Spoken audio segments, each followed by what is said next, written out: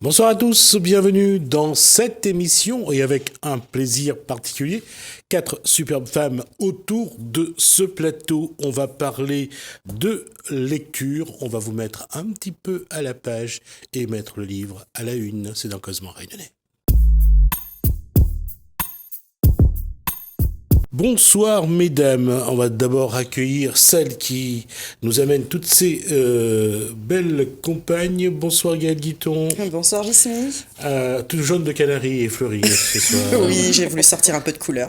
D'accord, Ouais. et annoncez-nous la couleur alors. Alors, je vous présente Céline Huette, que j'ai eu la chance de découvrir avec un de ses romans. Voilà, auteure, réunionnaise, Bonsoir Céline. un grand talent. Et bonsoir à Hugo Frey aussi d'ailleurs. Je suis venue aussi accompagnée de Marie-Danielle Merca, auteure et éditrice, La Plume et le Parchemin. Bonsoir. Également du jaune et une branche d'ailleurs. Soleil. Branches. Et Angélique Cadet, future auteure. On espère. Oui. J'aimerais savoir pourquoi bonsoir. Bonsoir. Pourquoi Moi j'expert. J'espère. Voilà. On commence par, on va faire toute l'émission donc sur tout ce qui est donc le livre. 20 minutes pour d'abord parler avec Céline Céline. Huette. Et puis pour parler après, les 20 dernières minutes, ça sera pour parler avec Daniel Merca et Angélique. Angélique. Et moi-même. C'est Guidon qui va en parler en premier. D'accord. Je commence, c'est ça? Oui, c'est ça. Oh, d'accord. Alors, j'ai eu la chance de rencontrer Céline Huette donc au Salon du Livre de la Plaine et les Palmisses. Et son éditrice, les éditions du 20 décembre, m'a gentiment offert en service presse La Badine des Fous. Donc, je ne connaissais pas l'auteur. J'ai eu la chance de découvrir sa plume, qui est très, très belle. J'insiste là-dessus. Vraiment, une belle histoire, un très beau roman historique qui se passe en 1731, où la Badine, c'est ce bateau, on va dire, qui débarque à La Réunion avec des esclaves, dont Natumbe, qui est le héros principal. Il va se faire acheter par une grande femme, on va dire, Monsieur Grondin, qui est un colon, et il va découvrir un peu l'esclavage à La Réunion. Mais pour moi, il y avait un peu plus que l'histoire de l'esclavage. Je veux aussi proposer à Céline d'en parler aussi, parce que c'est son roman, elle connaît mieux que moi, mais voilà. Alors, l'histoire, c'est un clin d'œil donc à l'esclavage. Quelle période? C'est 1731, c'est 100 ans avant l'abolition de l'esclavage à peu près. Oui, en fait, j'ai écrit sur une période de 20 ans. Et moi, ce qui intéressait à moi, c'est plus de savoir quoi les gens, quand ils arrivent ici, quoi ils pensaient. De vivre dans notre tête. Et m'a fait sur une période de 20 ans parce que m'y pensais que 20 ans était suffisant pour voir s'ils avaient gagné un mélange avec d'autres esclaves, s'ils avaient gagné habitués à eux ici, s'ils avaient résisté, s'ils avaient gagné survivre, tout ça. D'accord. Une maturation particulière. Est-ce qu'on sait d'où ils viennent? Parce que souvent on sait qu'ils viennent d'Afrique, mais le problème pour les esclaves qui vont être affranchis après 1848, c'est qu'ils ne savent pas d'où ils viennent. Et est-ce que celui-là, on sait de quel pays d'Afrique il est originaire? Moi, Bana, il vient du Mozambique parce qu'à l'époque, quand on avait fait un peu de recherche là, m'avait trouvé que la plupart des esclaves qui arrivaient ici, à cette époque-là, c'était de Madagascar et du Mozambique. D'accord. Mais par contre, la Badine des Fous m'a pas trouvé où ça y sortait. D'accord. M'a choisi le Mozambique. Le nom de ce bateau existe Oui, vraiment? le bateau il existe. Le bateau, quand il a commencé sa traversée là, elle avait 200 esclaves dessus. Et quand elle arrive ici, il restait 31 esclaves. Donc, moi, j'essaie d'imaginer quoi il va se passer sur ce bateau-là. Ça se passe beaucoup de choses, beaucoup de drames. Et fou, pourquoi? Parce qu'en 98, quand on a écrit ça, en tant qu'auteur, il disait, si moi, m'aurais vécu dans ces conditions-là, moi, je serais devenu fou, quoi. On inspire un petit peu des références comme Racine, comme Amistad avec Morgan Freeman, où la préférée essaye de plonger dans le contexte local. Non, non, c'est pas banal, inspirant. En fait, en 98, quand le département l'avait commémore le 150e anniversaire de l'abolition de l'esclavage, l'historien Prosper Ève avait fait des conférences à Saint-Denis et à Sainte-Suzanne et m'a suivi presque toutes ces conférences. Et Prosper s'est passionné et c'est là, m'a rendu compte que je ne connais pas l'histoire de la Réunion. C'est un peu de ma faute parce que... Ouais, on aurait dû chercher. Mais bon, ceci étant, l'histoire de la Réunion a été quand même... les Réunions ont été privés de leur histoire, de manière générale. Ce n'est pas dans les livres. On commence à écrire, donc c'est pas... C'est vrai que beaucoup de Réunionnais de la génération d'aujourd'hui, de notre génération, se rendent compte aujourd'hui qu'on leur a toujours suriné qu'ils étaient Gaulois et c'est pas évident. Oui, il y en a ça aussi. En plus, moi, j'étais dans mes propres difficultés, donc je n'avais pas le temps d'aller chercher. Mais bon, mais on aurait pu quand même. Mais c'est comme elle a écouté Prosper Ève là, c'est là qu'elle a décidé D'aller à la quête, aller à la conquête. d'écrire sur un groupe d'esclaves qui arrive à La Réunion et d'entrer dans notre tête, dans notre rêve, de voir si elle avait oublié notre pays, tout ça. Parce que quand elle arrive ici, là, elle n'était pas un goni vide. Ils avaient une conscience, une pensée, tout ça. Ils avaient une famille, une histoire déjà. Donc c'est ça. Vous avez fait ce transfert-là pour pouvoir essayer de mettre à la place de... Oui, madame Miamad à la place de tous les personnages. D'accord. Les personnages, et en fait, c'est une fiction, ça, hein, mais là, il y a plein d'historiques. C'est une histoire dans l'histoire. Et l'histoire même, elle est un petit peu détachée dessus parce qu'elle est quand même douloureuse, mais elle est plus rentrée dans la tête des esclaves même. Mais bon, après, c'est ma façon de...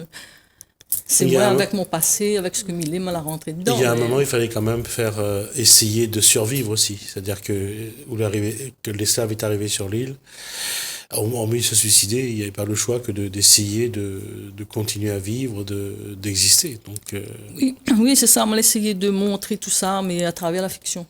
D'accord. Une question à toutes ces dames qui sont sur le plateau. Vous avez l'impression qu'on vous a pas raconté la bonne histoire de votre histoire à vous, de l'histoire de la Réunion? Daniel Merca.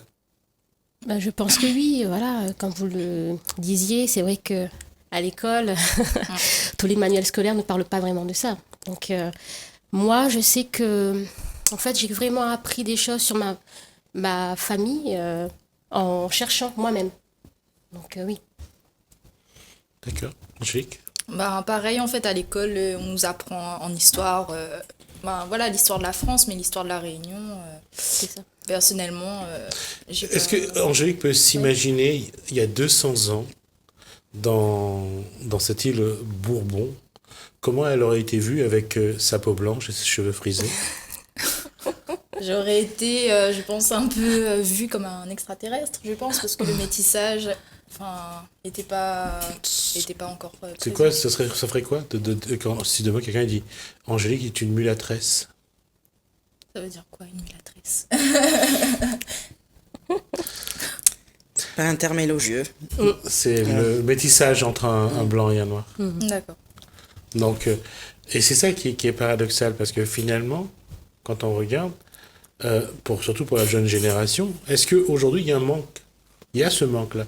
Est-ce que, ou en tant que étudiante, où on a cette envie de découvrir le passé, de découvrir votre histoire, de voir un petit peu comment la cheminer pour arriver à quelqu'un comme vous? Ouais. Enfin, moi, après, je suis curieuse, mais oui, j'aurais aimé peut-être qu'on me découvrir un peu plus l'origine de la Réunion, savoir qu'est-ce qui s'est passé, parce qu'après, c'est ce qu'on est aujourd'hui, en fait, le passé, c'est ce qui a fait que là, on est là aujourd'hui. Le passé a amené le présent. C'est ça. Vous avez toutes fait votre arbre généalogique ou pas? Moi, oui. J'ai essayé. Moi, j'ai tenté, Non. oui. Moi, j'ai fait toute ma scolarité en métropole, donc je pense que je suis un peu décalée. Et comme je l'expliquais, je suis arrivée à La Réunion dans une démarche pour découvrir d'où je viens, en fait. Donc, je suis dans la démarche. Donc, je pense que ce sera envisageable dans quelques années. De faire ça. Voilà. Céline a fait son arbre généalogique? Oui, elle a essayé de faire, mais elle m'a pas arrivé au bout. Et Il y a trop de monde? Il y a trop de monde? Oui, il y en a trop. Ah, oui. Mais ce que l'a surpris à moi quand même, c'est que, il disait que nous tous étions cousins, mais il ne croyait pas. Ah, vous croyez pas? Non, mais il ne croyait pas que nous tous étions famille. Et c'est vrai. Et c'est pourtant vrai. Oui, Ouais. et les vrais. Et par exemple, je dirais dans ma branche la plus blanche, mon papa, Grondin, paillettes. Huette, ouais. Huette, d'accord. Huette, comme elle a remonté là, il vient, enfin, le début même, il sortait à Madagascar, là, surpris à moi quand même. Et par contre, du côté de ma maman, elle n'a pas trouvé rien pour l'instant. D'accord.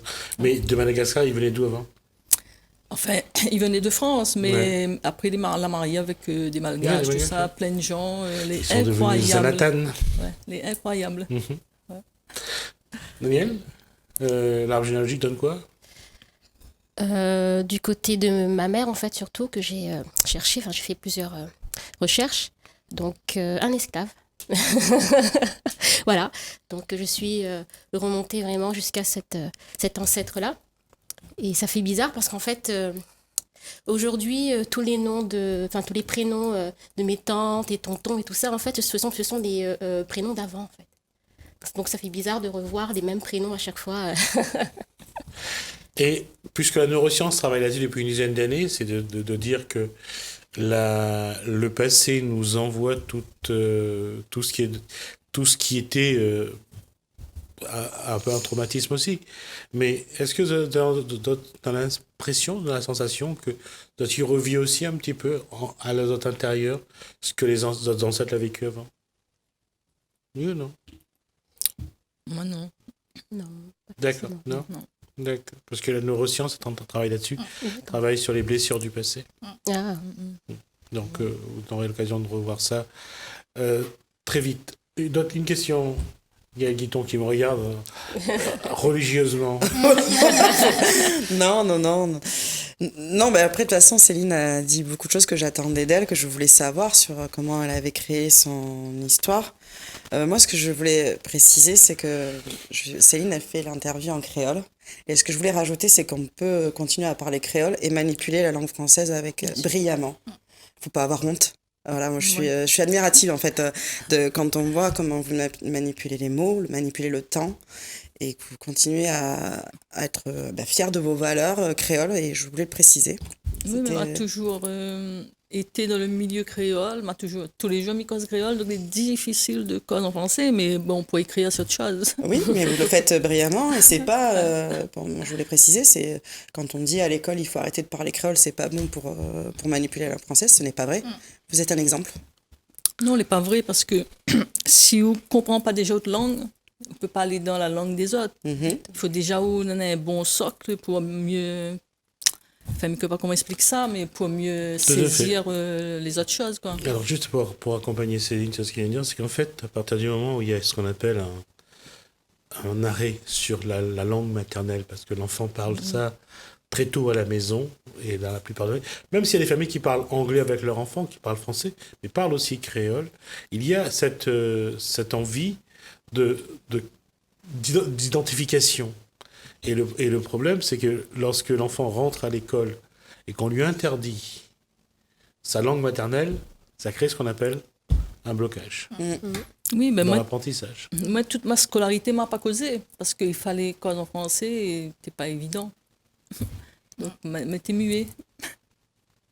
Ouais, C'est bien dommage parce que vous avez des choses à dire et vous l'avez prouvé dans votre roman et j'avais... Je voulais continuer sur... je voulais préciser qu'en fait, le roman de Céline, ce n'est pas que sur l'esclavage, il y avait aussi cette rencontre de culture que j'ai beaucoup aimée sur un de ses personnages, qui était donc de la famille Grondin, qui, Rosemary, moi, qui est un personnage clé dans ce roman, qui représente la culture réunionnaise et riche, et va accueillir Natoumbé et sa famille de cœur, parce qu'il y a aussi une histoire de famille de cœur dans ce roman.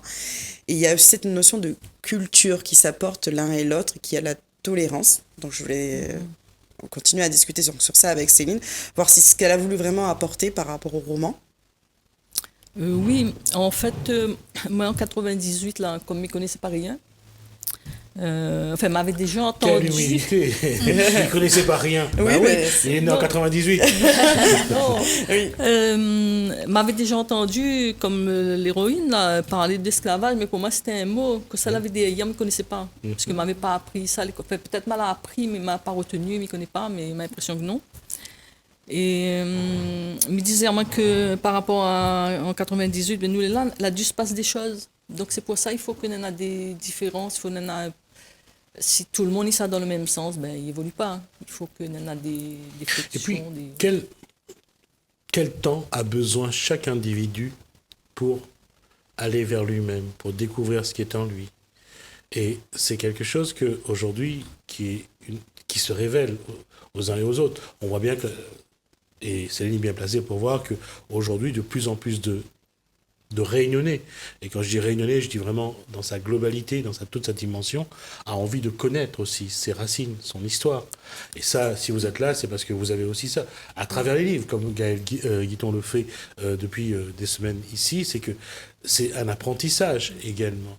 Donc, là, pour revenir à ça, tout à l'heure, je n'ai pas interrompu Gaël pour dire ça, mais à l'école, lorsqu'un enfant s'exprime en créole, souvent on l'arrête tout de suite. Alors que ça aurait été plus simple de le laisser parler et de traduire en plus, après, en français.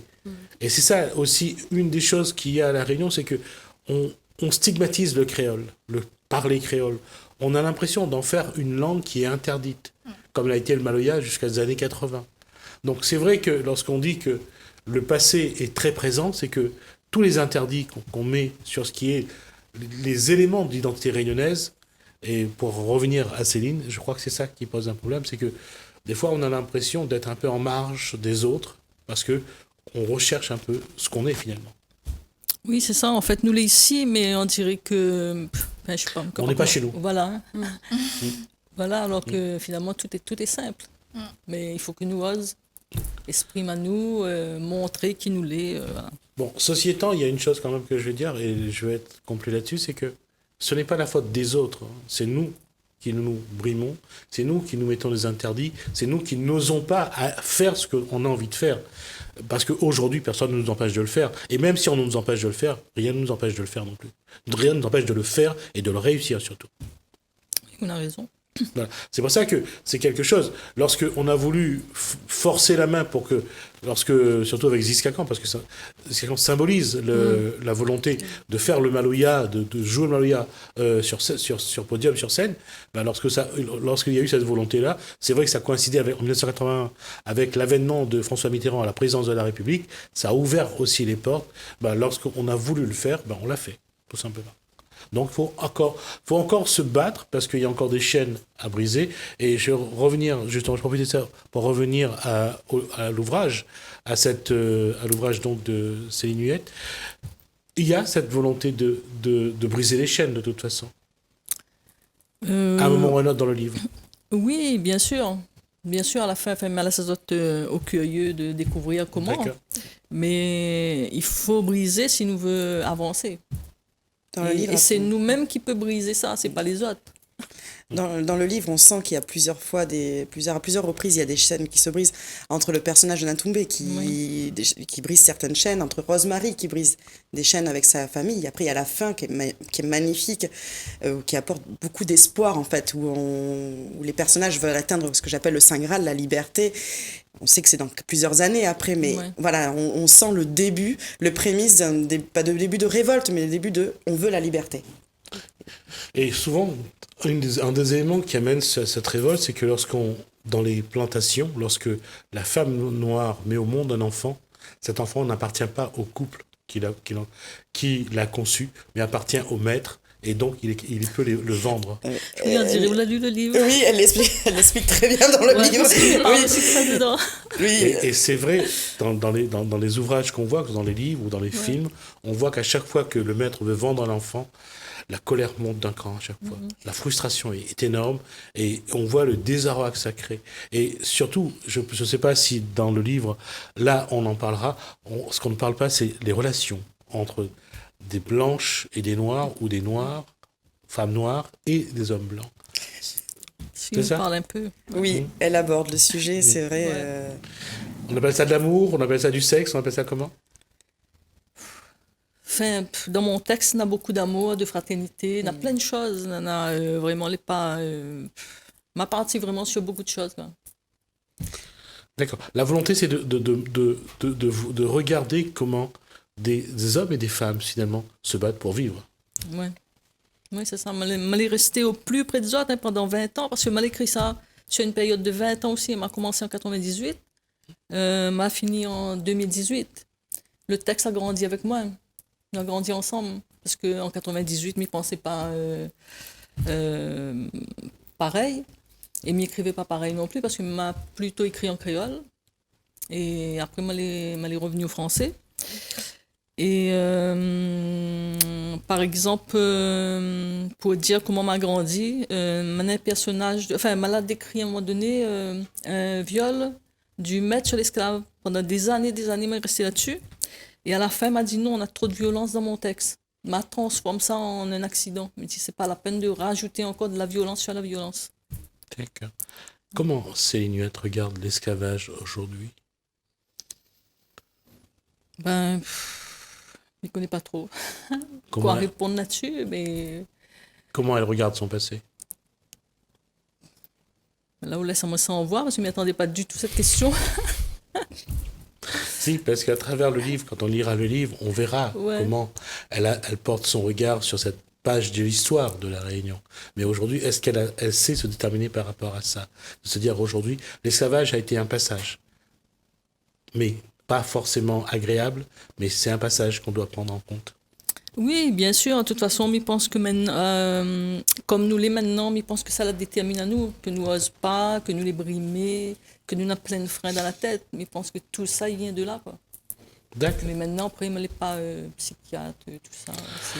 C'est la neuroscience qui va s'en occuper de ça. On va tourner une page pour revenir dans un instant. On va d'abord regarder une interview. Alors, que je me rappelle, c'est donc Gaël Guiton qui interviewe donc Nicolas Arthur d'abord. Après, on regardera la dronconologie. C'est quoi?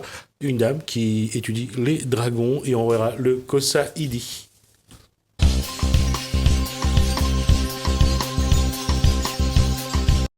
Bonsoir, nous sommes actuellement à la médiathèque des Avirons où j'ai la joie d'accueillir Nicolas Arthur, auteur réunionnais. Vous voyez derrière moi les affiches, parce qu'en ce moment il y a une exposition sur Michel Adélaïde. Voilà. Donc bonjour Nicolas Arthur. Bonjour Gaël. Ravi de vous rencontrer. Et moi-même. Et ravi de présenter vos romans dont j'ai eu beaucoup de cœur. Présentez-vous Nicolas Arthur. Alors je m'appelle Nicolas Arthur, donc je suis auteur, je suis né à La Réunion. J'ai donc écrit trois livres, donc Demjol, Les Héritiers du Chaos et Bélem. Les Héritiers du Chaos que je présente. Votre deuxième roman du coup. Et Bélem que je présente. D'accord, le dernier sorti. Ouais. Parlez-moi un peu des deux romans que j'ai lus, Les Héritiers du Chaos et Bélem. Alors chronologiquement, même si c'est le deuxième sorti, Les Héritiers du Chaos, c'est le plus ancien que j'ai écrit. C'est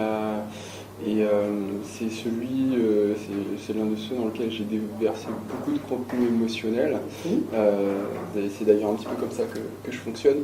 Je prépare un contenu émotionnel avant de préparer un plan ou même je ne fais pas de plan, l'histoire s'écrit d'elle-même, et une fois que j'ai un contenu émotionnel suffisamment fort, c'est là que je commence à écrire. Donc c'est comme ça qu'il est né. D'accord. Par rapport à vos deux romans, vous avez deux héros particulièrement forts, intéressants, passionnants. Merci. Est-ce qu'on peut dire que vous avez cherché un peu votre inspiration dans Dragon Ball? Parce que c'est l'ambiance que vous donnez dans vos deux romans. Ça me fait plaisir parce que je suis un très grand fan d'Akira Toriyama. Et au-delà de Dragon Ball, qui est bien entendu, on va dire que c'est un maître étalon dans l'univers du manga, c'est le shonen par excellence. Donc oui, je m'inspire beaucoup des mangas, pas que de Dragon Ball, mais oui, Dragon Ball ça fait partie, voilà, c'est un peu celui qui pose le cadre. Voilà. Donc dans l'univers du manga, donc oui, forcément, c'est un univers qui m'inspire particulièrement. Et puis, j'ai aussi des influences comics et Marvel. Alors, ça castagne dur avec Nicolas Arthur. Merci. C'est un peu ce que vous êtes dans la vie, ou c'est des émotions refoulées? Je sais pas si c'est des émotions refoulées, mais c'est vrai que il y a beaucoup de choses qui me mettent en colère. Donc du coup, moi, au lieu de les refouler, je pense que le mieux, c'est de trouver l'exutoire et de les coucher sur le papier. C'est plus productif et plus positif faire de la frustration qu'on peut ressentir au quotidien, parce que je pense que quand on regarde le monde dans lequel on vit, plus d'un motif de se mettre en colère, c'est clair, donc voilà. Du coup, au lieu d'aller faire du sport ou de courir, moi je le mets sur le tapis. Très bien joué. Merci. Je viens de faire de connaissance de l'auteur, j'aimerais connaître le lecteur qui est en vous. Parce qu'avant d'être un auteur, vous étiez un grand lecteur. Pas nécessairement, étonnamment. Après, vous allez devoir répondre à mes 6 questions. Je voudrais connaître votre dernier livre coup de cœur. Je ne peux pas vous aider. Mon dernier livre coup de cœur, alors c'est pas un toujours, c'est Da Vinci Code. J'ai beaucoup aimé les intrigues, alors qu'à la base je suis plutôt fantastique. Et ce côté policier, ça m'a vraiment surpris de m'y laisser prendre. Voilà. Votre livre de chevet actuellement? Mon livre de chevet, comment ça s'appelle? Je le nom de la série du coup, et le truc qui m'échappe. La série c'est Shadowhunters, donc c'est... Désolée. Ça me revient plus. C'est pas grave, pauvre livre de chevet. La Cité des Ombres. D'accord. La Cité des Ombres, qui est le sous-titre, mais je sais que c'est le livre qui a inspiré la série Shadowhunters. D'accord. Vous êtes sur une île déserte, tout seul. Vous avez droit à 3 livres pour vous accompagner. D'accord. Lesquels? On peut dire une collection aussi. Si vous voulez. La collection Harry Potter, c'est l'indispensable. D'accord. C'est obligatoire. Ensuite, je dirais toute la collection Dragon Ball du coup. D'accord. Elle est dans le manga aussi. On est plus de 3 livres quand même. Ouais, je sais, mais enfin bon. D'accord. Voilà. On va dire que j'ai aussi échoué avec une cantine. D'accord. Et enfin, je dirais l'intégrale des X-Men. D'accord. L'auteur qui vous a donné envie d'écrire? J.K. Rowling. D'accord. Et aussi un genre littéraire ou un livre que vous détestez? Un livre que je déteste. Ou un genre littéraire que vous ne lirez jamais? L'horreur. D'accord. L'horreur. Stephen King, c'est pas pour vous? Non, alors lui particulièrement, il m'a traumatisé. D'accord. The Mist. Oui. C'est super bien écrit. Techniquement, c'est indiscutablement magnifique. Mais par contre, il m'a détruit avec sa fin. Non, ça m'a traumatisé, The Mist. Donc, Stephen King. voilà, l'horreur, c'est vraiment décidément pas On mon. vous offrira jamais un Stephen King alors. Voilà. Et j'ai une dernière question. J'aimerais que vous regardiez les lecteurs et vous leur donniez envie de lire. Donc donnez-leur un conseil. Ce qui vous passe par la tête, au cœur. Alors, pour vous faire plaisir, la lecture, c'est vraiment, vous devez choisir ce que vous aimez. C'est-à-dire, prenez ce qui vous inspire dans la vie, ce qui vous... Voilà. Et après, surtout, demandez conseil à votre libraire, à votre bibliothécaire, et surtout, qui vous aide à vous orienter, parce que quand on n'y connaît rien, c'est pas toujours facile, qui vous aide à vous orienter vers ce qui vraiment vous touche, vous, dans la vie, ce qui vous touche au plus profond de vous. Et si vous arrivez à trouver, parce que c'est comme ça que moi je construis les histoires, dans un livre, le contenu émotionnel qui vous touche, vous, dans la vie, normalement, ça devrait faire match. Je vous remercie de nous avoir écoutés. Merci Nicolas Arthur pour cette interview. Et je vous souhaite une bonne soirée et prenez plaisir à lire. Bienvenue dans votre émission. Bienvenue dans votre émission. Bienvenue dans votre émission. La Réunion les Lannes. La Réunion les Lannes. La Réunion les Lannes.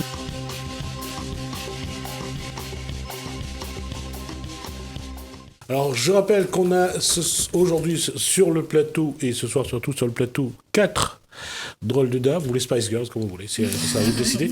Donc, je rappelle, donc, c'est une Huette, Marie-Danielle Merca, Angélique, Cadet, j'aimerais bien entendre son nom, et Gaël Guiton, bien sûr, qui nous accompagne. Bonjour. Et cette fois-ci, on va parler de quelque chose qu'on va essayer de mettre en place, et c'est Gaël Merca qui va nous dire qu'est-ce qu'on veut faire maintenant.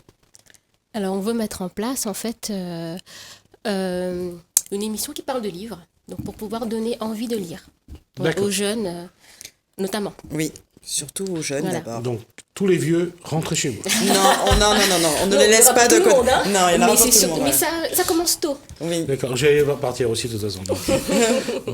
Alors, comment vous voulez, là je m'adresse à vous deux, et après je poserai la question à Gaël et à Céline, comment vous voulez faire pour qu'il y ait plus de monde? Gaël parle déjà des livres à sa façon, il a déjà son réseau, son public. Céline a ses lecteurs, ses lectrices. Qu'est-ce que vous voulez apporter, Angélique Cadet et Marie-Danielle Mercat, sur ce thème? Oui. Bah, enfin, moi, personnellement, je suis maman d'une petite fille. Du coup, j'aimerais bien faire le lien entre, on va dire, pour les parents, les donner envie de lire aux enfants, de participer à leur lecture, vraiment à transmettre ce besoin de lire et de découvrir des histoires, développer l'imaginaire avec l'enfant, etc. Et puis, voilà, il y a Mini Plume avec Marie-Danielle. Il a quel âge? Ou elle a quel âge? Elle a 5 ans. Enfin, elle va avoir 5 ans bientôt. Ouais, c'est déjà bien avancé. C'est vrai que la lecture... Et comment ça se fait la lecture avec... Alors en fait, moi, je lui lis des histoires depuis bébé. Enfin, après, même si elle comprenait pas forcément, mais j'ai toujours eu ce besoin de lui raconter des histoires, lui chanter des chansons, etc. Et puis, enfin, même si elle sait pas encore lire, elle ressent le besoin voilà, maman, comment on écrit ça, savoir connaître les mots. Elle regarde beaucoup les images, elle pose des questions, elle interagit en fait avec l'histoire, elle s'intéresse vraiment. Et puis c'est un moment pour voilà, partager avec son enfant. Nous, on s'implique aussi dans l'histoire et puis ça développe vraiment l'imagination de l'enfant. Déjà, c'est Gaël Guiton pose la question parce qu'elle est elle, dans un plaisir d'entendre Angélique Cadet parler de son enfance et de sa lecture. Ah oui, moi je suis une grande fan des moments mère-enfant ou père-enfant. Je trouve que c'est un moment privilégié, un moment de grâce en fait. C'est magique. Il faut le vivre. Voilà, je suis toujours émue quand j'en parle, mais il faut le vivre. Et après, ça rebondit aussi pour l'enfant. Enfin, le fait que nous, on se donne dans l'histoire, genre on lui donne envie de lire l'histoire, et ben lui, après, il va être plus curieux. Il voudra savoir écrire, apprendre les mots, apprendre à lire, pour lire ses propres histoires tout seul, pour tout l'imaginaire qui se crée dans sa tête, tout le monde, toutes les histoires qu'il invente, il aura envie de l'écrire à un moment donné. Et du coup, ça force un peu l'apprentissage à l'école. Et pour l'instant, moi, je suis satisfaite. René Mercat, vous avez une bonne commerciale finalement pour vendre les livres. Elle est géniale. Comment une éditrice doit faire pour justement par rapport à tout ça, par rapport à ce qu'attend plus ou moins, comme disait Gaël Guiton bien avant, comme dit aujourd'hui Angélique Cadet, faire en sorte que ces moments mère-enfant soient de plus en plus se multiplient, que le livre soit le lien quelque part, soit un des liens qui fait que voilà. Il y a une transmission, il y a des échanges, il y a ce lien qui se renforce. Eh bien moi en fait, ce que j'ai envie d'apporter vraiment dans cette histoire-là, c'est que je veux aider en fait les jeunes qui ont envie d'écrire. Parce que pour pouvoir justement donner envie de lire, il faut qu'il y ait plus de livres en fait. Et donc on a mis en place ce projet-là. Et moi, j'aimerais bien donner quelques conseils justement pour les jeunes qui ont envie d'écrire et leur dire un petit peu ce qu'il faut faire. Parce que écrire, on en a qui ont juste envie d'écrire, mais qui vont écrire juste ce qu'ils ont dans la tête comme ça. Et en fait, non, c'est pas comme ça qu'il faut livrer en fait la chose, quoi. Donc voilà. Céline, même si tu es née en 1998, la question c'est... Bon, c'est bon. Oui. La question c'est comment le public appréhende ce livre, les livres que vous écrivez. Comment vous faites comment vous vivez ce lien justement avec votre public, avec vos lecteurs? Mes lecteurs m'y rendent compte à autres, surtout des lectrices. Il y en a aussi des lecteurs quand même. Sur les salons. Parce que elle est assez isolée quand même, assez seule. Et quand elle est sur les salons, elle rencontre des gens qui disent à moi que les livres apportent à telle chose, vous êtes content, continue comme ça. D'accord. Mais est-ce qu'il y en a qui parlent du lien que ça peut créer au sein d'un groupe? Parce qu'il y a des groupes de lecture, je suppose aussi. Les gens qui lisent un bouquin, après qui s'assoient, après qui partagent, qui échangent leur opinion, ça arrive aussi ou pas? Oui, ça arrive, oui. Il arrive. Par exemple, elle a écrit un recueil de pensées, 366 pensées, un par jour. C'est parce que quand on était sur les salons, on avait des gens qui disaient, moi, dans les livres, on a trop de mots, par exemple, surtout en créole. Il me disait, ben, mal a fini d'écrire, moi, des nouvelles d'une page. Oui, trop grand. Il me dit, ben, m'a écrit une phrase. Et après, ben, c'est là, m'a eu l'idée d'écrire ça. Et quand il est sorti, il y a quelqu'un, elle a dit à moi que tous les jours, elle offre le livre à quelqu'un. Et tous les jours, il appelle les autres pour discuter de la pensée du jour. Donc, C'est bien, en fait, il faut varier la Ouais. façon de... ouais. Et mal écrit ce petit livre-là pour les gens que ben, il n'y a pas trop. Ben, figure que c'est des docteurs, des médecins, des profs Qui lisent pas non que plus. les enchantés. Ouais. Non, non, c'est Enfin, normal. il y a beaucoup de retours de ces gens-là. Ils lisent pas non plus d'ailleurs. Ouais. Gaëtan parlait par rapport à ce que disait Angélique Cadet tout à l'heure, c'est cette relation mère-enfant, c'est quelque chose de privilégié pour vous, bien sûr, d'une part, mais est-ce que dans votre cercle à vous, par rapport à ce que Marianne Yamerka et Angélique Cadet veulent faire, est-ce que c'est quelque chose qui est appelé à se développer? Pour moi, c'est appelé à se développer. Il faut, je pense, avec tous les livres qu'il y a sur le marché, il faut des intermédiaires pour pouvoir écouter déjà le futur lecteur. Parce que souvent, moi je suis une passionnée, donc on vient me voir. Parce que je suis une passionnée, on me dit souvent, je n'arrive pas à trouver de livres, je n'aime pas lire. Déjà, je n'aime pas lire. Et moi je dis non, c'est pas une question de ne pas aimer ou pas, c'est la question de ne pas avoir trouvé le bon livre pour donner envie. Donc je pense qu'il faut d'abord écouter la personne qui est en face de nous, savoir ce qu'elle a envie de découvrir. Et après, en fonction je lis une grande palette de livres, j'essaie de lui conseiller des livres. Je peux me tromper une première fois, je discute avec la personne pour savoir pourquoi elle n'a pas aimé ce livre, et je lui en conseille un autre. Mon premier élève a été mon mari. Mon mari n'aime pas lire, il a des difficultés à lire, il avait pas très bon français, et je l'ai écouté, je lui ai conseillé. Et pour moi, un livre fini est une victoire. Et voilà, c'est victoire à chaque fois. Quand une personne me dit elle a fini son livre. Quand un ado me dit j'avais pas l'habitude de lire, tu m'as donné un livre que j'ai aimé, que j'ai fini. J'essaie de trouver la petite carotte aussi à la fin en lui disant oui, ce livre va sortir au cinéma dans quelques mois, essaye de le finir, tu vas pouvoir le voir à la télé. Pareil, voilà, il faut écouter la personne. Je pense que c'est de l'écoute d'abord et après on conseille la personne. D'accord. Et dans ce projet sur lequel on va travailler, la question, eh bien, c'est c'est intéresser l'enfant, intéresser les parents à la lecture. C'est ça.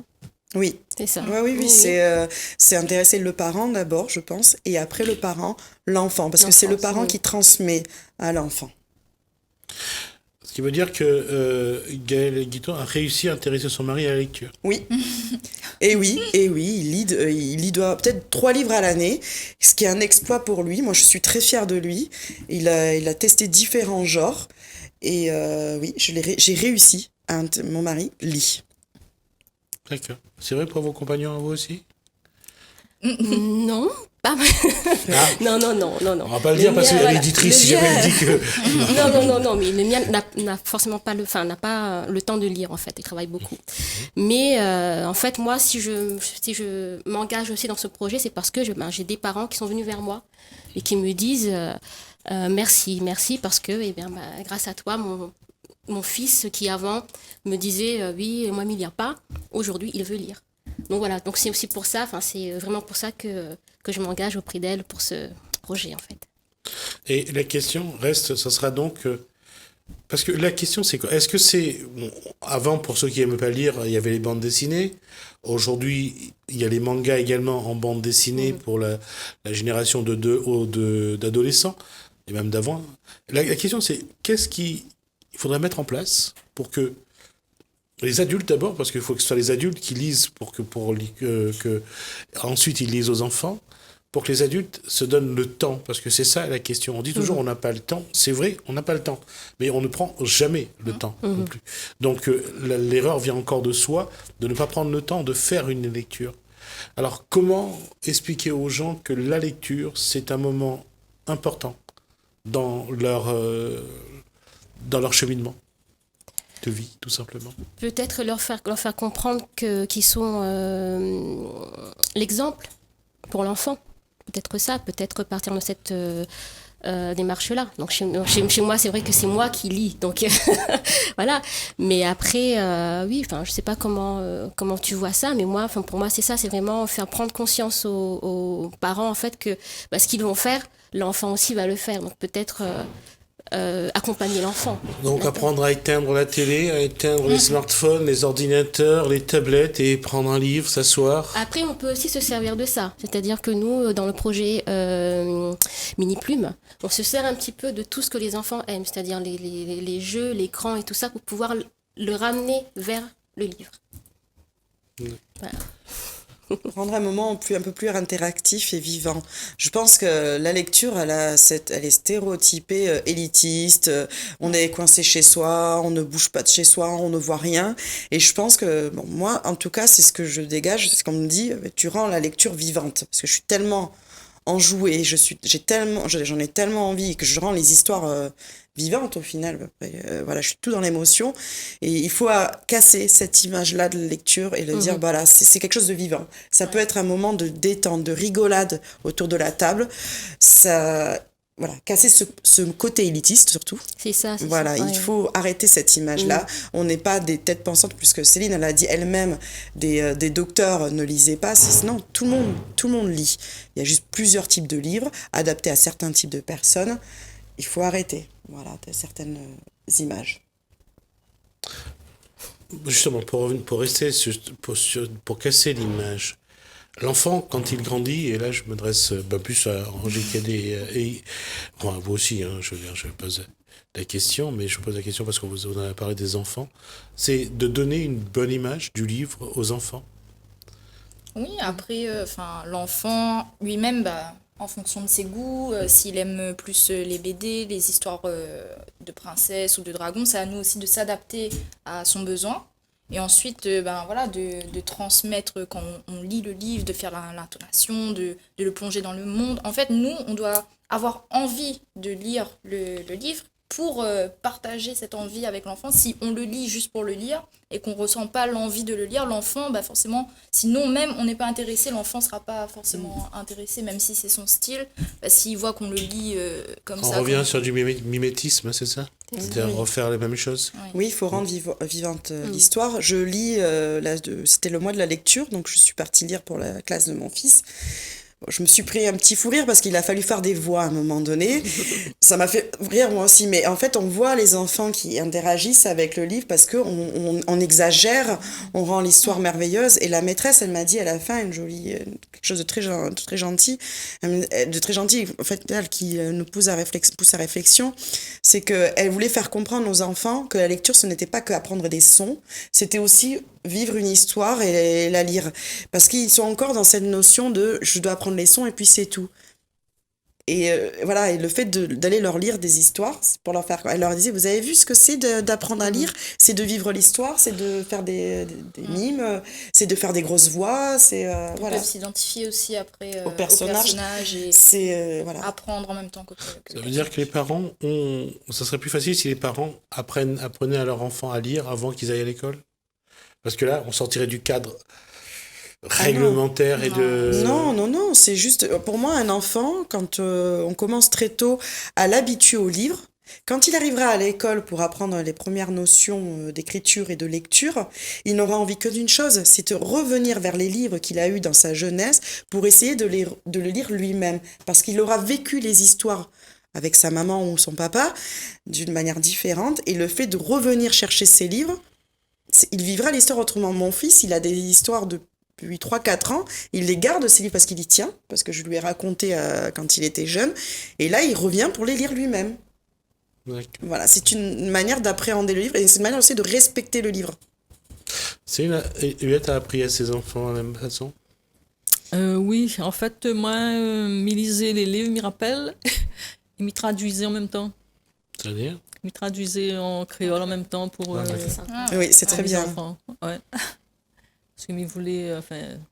Au moins qu'ils entendent le créole. Oui, mais de toute façon, tu entends, hein, parce que nous cause que créole à la maison. Mais je ne connais pas pourquoi m'a fait comme ça, mais peut-être... C'est un choix. Ouais, c'est un choix. Peut-être que vous comprend mieux. Parce que comme il est dans un milieu créole, je n'entends pas le français, en fait. Vous avez appris ça à l'école après. D'accord. Et maintenant, je l'ai dans les deux langues. Hein. La pas ralenti dans ce que je l'ai voulu faire. Le Quoi fait que ma cause créole ou que m'a traduit les livres vous autres. Hein. Toi, on pense de ce que veut faire Angélique Cadet et Marie-Danielle Mercat, de dire que allons faire une émission justement pour accompagner un peu le parent, les enfants, pour que le livre ne soit plus un objet trop lointain. Ben, elle est intéressante. Après, on aimerait aussi faire découvrir les nouveaux types de livres parce qu'il y a les livres à histoire et puis il y a... Enfin, les livres, maintenant, ça a évolué. Par exemple, il y a le livre La Catamari qui est justement en français et en créole, qui traduit les deux histoires. Il y a des livres d'activité et de bien-être, il y a des contes thérapeutiques où c'est vraiment... Enfin, les livres, maintenant, ça devient beaucoup plus interactif avec les images qui se tournent, des choses en 3D qui se déplient. C'est vraiment beaucoup plus développé. Il y a vraiment beaucoup plus de choses à apprendre avec les enfants dans les nouveaux livres. Ce serait une manière un peu plus vivante de promouvoir le livre, promouvoir aussi, parce que moi je serais plus dans les auteurs locaux aussi, promouvoir les auteurs locaux, leur faire reconnaître leurs talents surtout. Je pense que ça c'est très important, parce que j'insiste, à La Réunion il y a des talents, et des très beaux talents pour lire 300 livres par an. Je peux jurer que je n'ai pas eu encore une seule déception sur les livres locaux que j'ai lus. Je suis...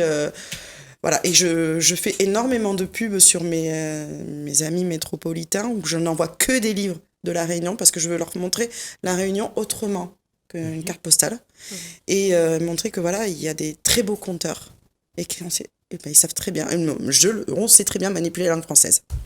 L'Américain voulait dire quoi?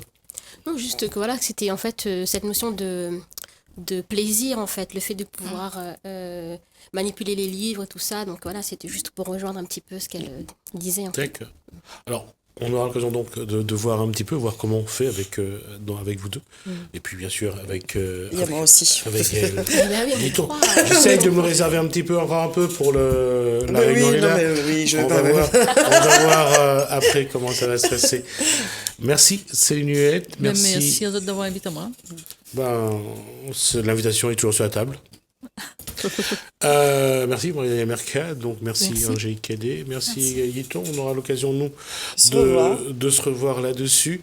En tout cas, la question de la lecture et de l'accompagnement de la lecture par une émission de télévision, on verra un petit peu comment on met ça en place. En tout cas, on aura l'occasion, nous, de revenir là-dessus. De toute façon, on aura toujours Gaël Guiton pour nous accompagner. Merci, mesdames. Merci à vous également de nous avoir regardés, de nous avoir accompagnés. Bienvenue dans votre émission. Bienvenue dans votre émission. Bienvenue dans votre émission. La Réunion, les LAL. La Réunion, les LAL. La Réunion, les LAL.